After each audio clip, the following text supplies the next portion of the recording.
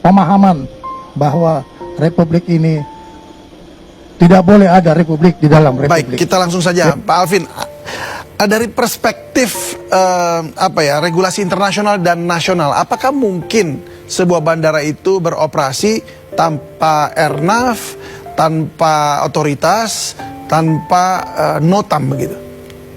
Nah, pertama tidak mungkin, Mas. Pertama karena bandara ini kan hanya menyediakan fasilitas untuk pendaratan, tinggal landas, dan parkir di sana.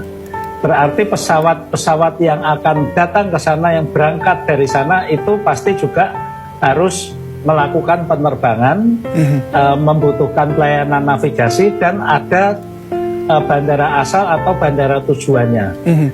Kalau tidak ada izin-izin, ini tidak mungkin terselenggara penerbangannya itu. Dan juga pihak asuransi pasti juga tidak mau menanggung pesawatnya, awak pesawatnya maupun penumpang-penumpangnya. Bandar Udara IMIP Morowali ini adalah bandara resmi, sudah mendapatkan sertifikat kelaikan dari Kementerian Perhubungan, terdaftar juga, dan tentunya sudah dipublikasikan secara internasional karena bandara yang dioperasikan itu harus diumumkan secara internasional, arah runway-nya, panjang runway, lebar runway, kemudian runway direction, jam operasi, dan sebagainya.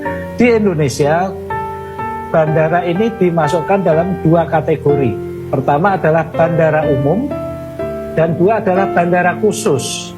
Bandara khusus ini tidak melayani kepentingan umum, hanya melayani penerbangan-penerbangan yang dioperasikan oleh pemilik bandara atau penerbangan yang tidak berjadwal dioperasikan oleh pihak lain yang mempunyai perjanjian dengan pengelola bandara.